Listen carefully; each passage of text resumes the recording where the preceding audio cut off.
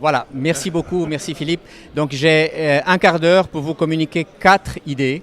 D'abord une petite introduction. Donc la Confindustria, qui est exactement l'équivalent du MEDEF en Italie, a réalisé un observatoire de la radio en Europe. Et pour l'instant, il y a 5 ou plutôt 6 pays qui sont étudiés. Et le but était simple, était de regarder ce qui se passe ailleurs et de apprendre comment ça marche et surtout importer des idées pour les éditeurs pour s'améliorer, pour améliorer leur travail, pour développer leur travail. Donc voilà les idées, voilà les pays étudiés, donc l'Allemagne, la France, le Royaume-Uni, l'Italie, l'Espagne et la Suisse. Donc nous avons collecté évidemment des centaines et des centaines d'informations que je ne vais pas vous exposer aujourd'hui parce que c'est trop long.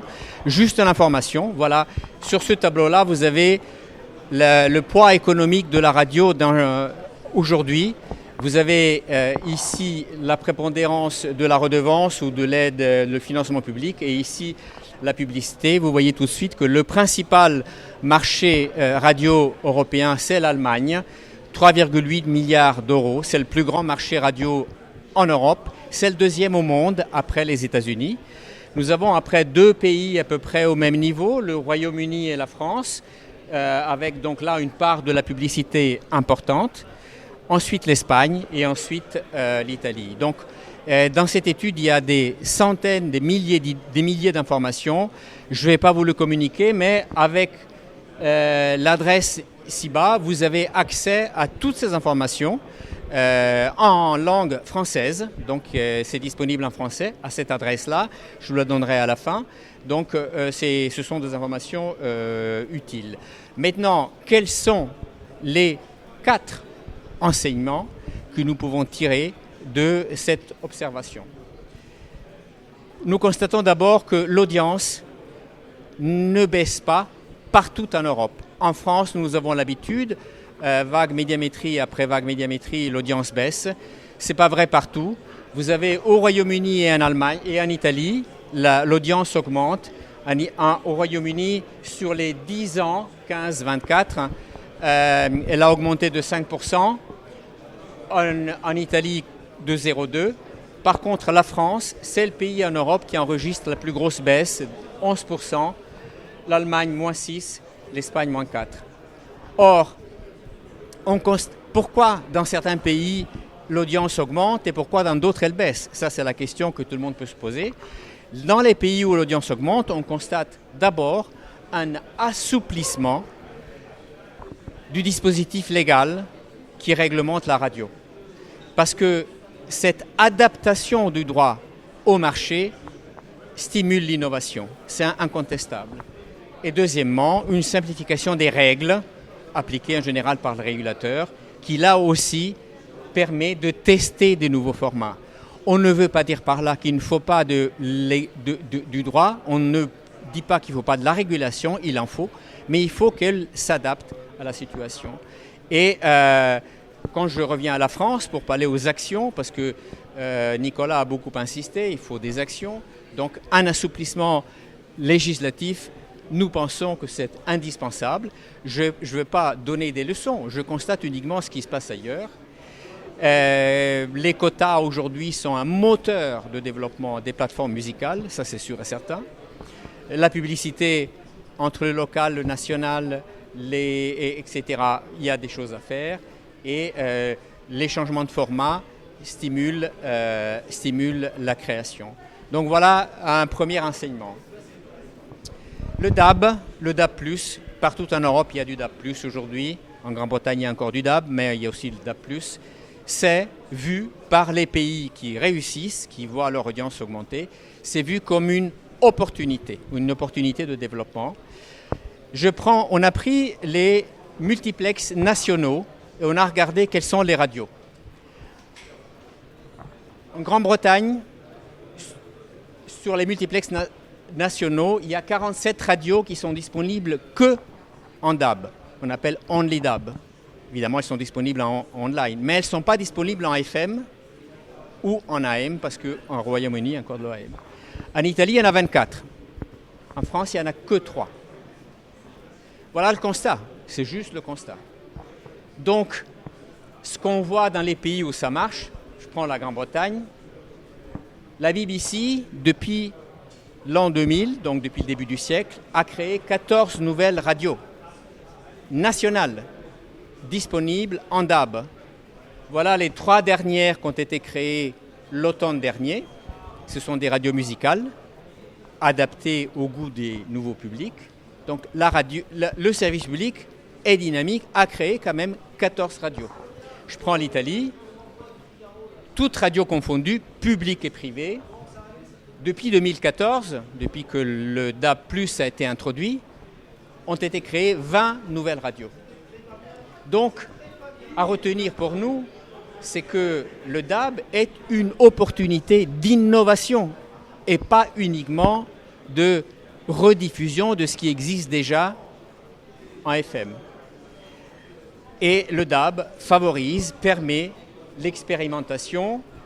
J'attire votre attention sur ce sigle SSDAB, c'est-à-dire l'autorisation en Grande-Bretagne et bientôt en Espagne, des autorisations simples, simplifiées, pour des radios au niveau local, au niveau d'un quartier dans une ville, qui permet en général à des jeunes de créer des nouvelles radios. Ça a un double avantage, ça rapproche les jeunes de la radio, ça permet de créer un débat sur la radio, parce que chaque nouvelle radio, c'est un débat.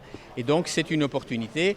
L'Ofcom, donc le régulateur anglais, autorise chaque mois des dizaines de nouvelles radios. Ce sont des autorisations très simples à obtenir, beaucoup plus simples, évidemment, qu'une autorisation nationale. Donc, voilà, par exemple, une idée qui mérite d'être regardée. La troisième, le dynamisme pour jouer collectif. Là aussi, je prends l'exemple du Royaume-Uni. Il y a une association qui s'appelle Radio Center, qui est exactement l'équivalent de l'Alliance de la radio en France. C'est une association qui regroupe les acteurs privés uniquement de la radio. Alors, Radio Centre, je vous invite à aller sur le site qui est public et ouvert. Vous avez une richesse d'informations, de données, d'études énormes, sans équivalent ailleurs en Europe. C'est bien la preuve que les éditeurs pensent que l'information, les études sont hyper importantes pour développer la radio. Deuxièmement, évidemment, Radio Center déploie un lobbying constant, quotidien, pour développer le système. En Italie, le syndicat patronal, donc l'équivalent de Confindustria, a créé cet observatoire dont je vous parle, 2 ans de travail. Le but est et qui est mis à jour évidemment chaque année maintenant, 2026, ce sera la première mise à jour, permet donc d'avoir accès à toute une série d'informations utiles. Et le but est de chercher, comme on dit, les best practices en termes de radio. Donc, le message pour la France, c'est qu'il faut travailler ensemble, mettre en commun les forces et une coopération interprofessionnelle. Il ne faut pas oublier toutes les radios, qu'elles soient associatives, publiques ou les radios privées, on est dans le même bateau, on est là pour développer ce média que nous aimons tous. Dernière idée, et puis après je passe à la conclusion. La radio fait partie désormais, depuis déjà une bonne dizaine d'années, dans un écosystème audio qui s'enrichit de plus en plus. La part d'audience du streaming se développe chaque année. En France, l'année radio publiée par Médiamétrie l'atteste. Et l'avantage de cet outil est qu'il est homogène d'une année sur l'autre et donc on peut comparer. Le poids économique de l'écosystème hors radio se développe, même si la radio reste le premier acteur sur le plan économique, en termes de ressources financières. le secteur autre que la radio se développe énormément. Les Anglais, ce matin, ça a été rappelé par Romain du CSA, excusez-moi, du LARCOM.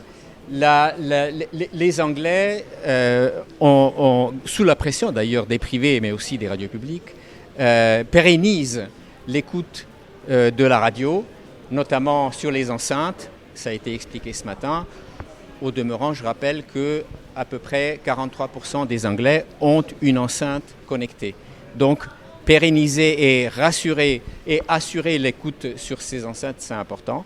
Comme d'ailleurs, il est important en Italie, on est très sensible à la voiture parce que 70% de l'écoute de la radio en Italie se fait en voiture. Et donc, l'écoute en voiture est très important. Ça aussi, ça a été rappelé ce matin. Donc, il faut voir vraiment le numérique comme quelque chose d'hybride entre le DAB+ et l'IP. Nos amis suisses nous le démontrent tous les jours. Donc, c'est quelque chose de très important.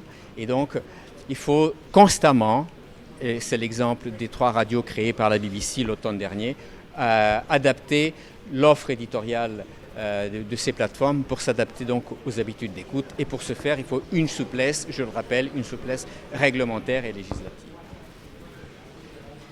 Excusez-moi, j'ai fait une erreur. Voilà.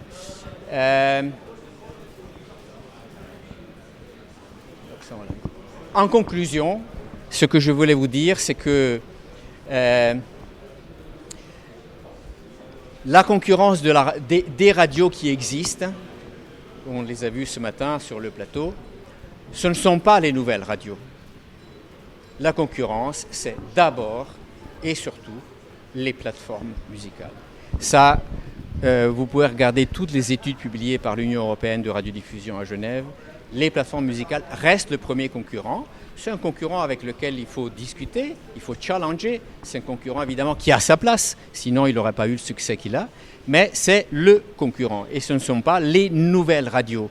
Les Anglais l'ont démontré, hein, je rappelle, 47 radios only DAB sur les MUX nationaux. Et donc, l'autre concurrent, évidemment, c'est Internet, c'est la course vers l'attention. Là aussi, on en a parlé ce matin. Voilà, toutes les données de l'étude sont disponibles sur ce site. Je le répète, en français. Vous avez 2 documents, l'étude elle-même, qui fait à peu près 170 pages, et puis après, vous avez quelques dizaines de slides qui illustrent la radio sur le plan des audiences, sur le plan publicitaire, les réseaux de diffusion, les plateformes, etc. Voilà ce que je voulais vous dire, et je suis dans les temps, et je vous remercie énormément.